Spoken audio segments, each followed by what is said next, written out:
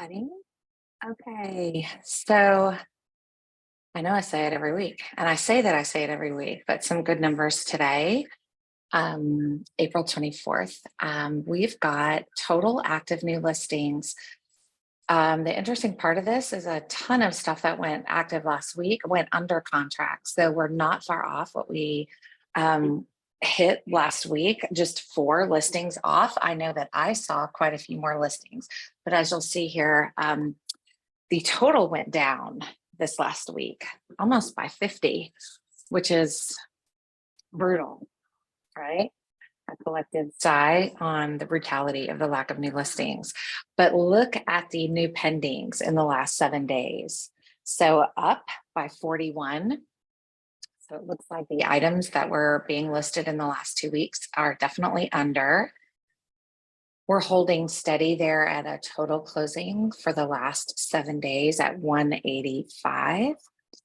And again, here, this is not surprising given this other number of pendings, but the average days on market went down to 49. Let me make this a little bit bigger. It's just super small. Sorry. Does that help a little? Something that I've talked about before is when we see this number pop up into the 300s in Allegheny County, it means some top dollar properties sold. And I took a look and there were 5 in the million plus range that sold in the last 7 days in Allegheny County. So that's why we're seeing this little pop here. It's why we saw this pop here. Usually when that's down, we're going to be here in the 250 to 280 range. Number of price reduction, that's no surprise either. Properties that were listed in January, February, overpriced, are probably seeing some serious reductions. I showed 5 properties yesterday, and there was quite a bit of ridiculous pricing going on. Honestly, it's funny because that's a conversation that we have with sellers is, when they say, well, let's just price it high and see what happens. That's not how you get multiple offers. You go in at or a smidge below market value. I was showing Ken the other day, and we've talked about this before, is how to look in a specific neighborhood or area to get hone in on this sales price to list price ratio. It showed that on his listing specifically, the sales price to list price ratio was about 5% off. So when you're talking price reductions or pricing, you want to hone in on what is happening in that particular neighborhood, like Churchill or New Ken or Bethel. Does that make sense? Number of expireds, look at that, way up. That's telling me a lot of properties that might have listed this time last year that were on a year listing. It's rare, right? For something to be on the market for a year, or maybe some people took some short-term listings, 30 to 60 days. But we've got 5 more agents in West Penn Multilist at 8,685. And then interest rate, 7.125. I had an interesting conversation with a buyer yesterday, or Friday actually.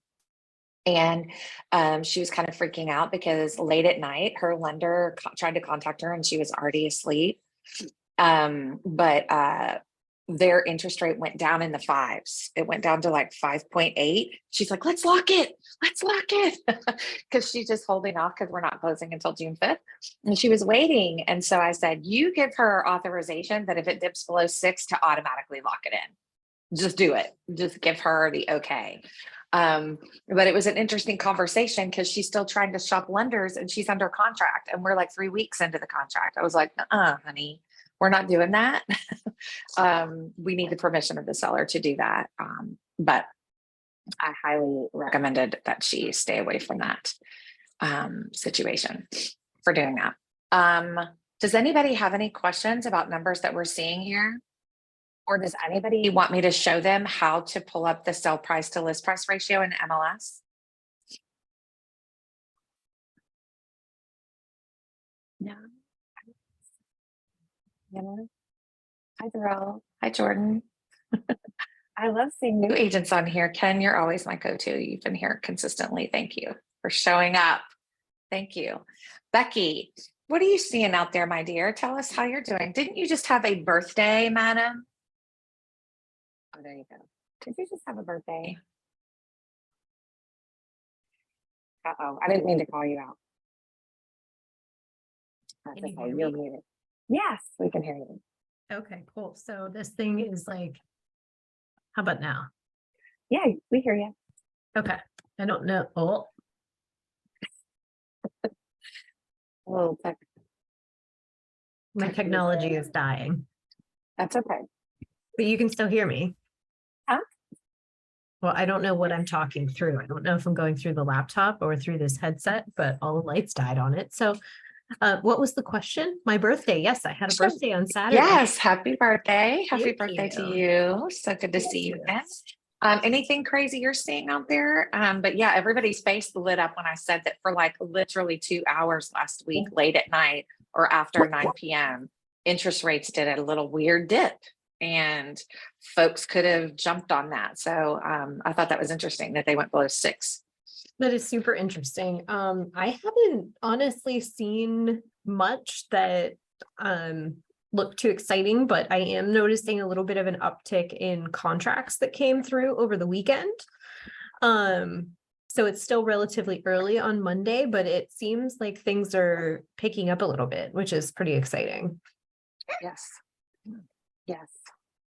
I think it's just, I'm hoping that more agents are having realistic conversations about their pricing, which is why we saw this huge surge in new pendings. It means, again, that stuff that got listed, maybe even at the end of last week. I don't know about y'all, but I got really annoyed. Some agents listed properties on Saturday with showings beginning on Sunday. It's like, why you got to do me like that? Why you got to do me like that? Because I ended up having to add 2 more showings to my list on Sunday. So if nobody has anything else to add, please stop me in the halls if you want to learn how to look at this sales price to list price ratio and how that's going to help you with your pricing strategies. Hi, Miss Quinn. And I hope you guys have a wonderful week. You know where to find me if you need anything.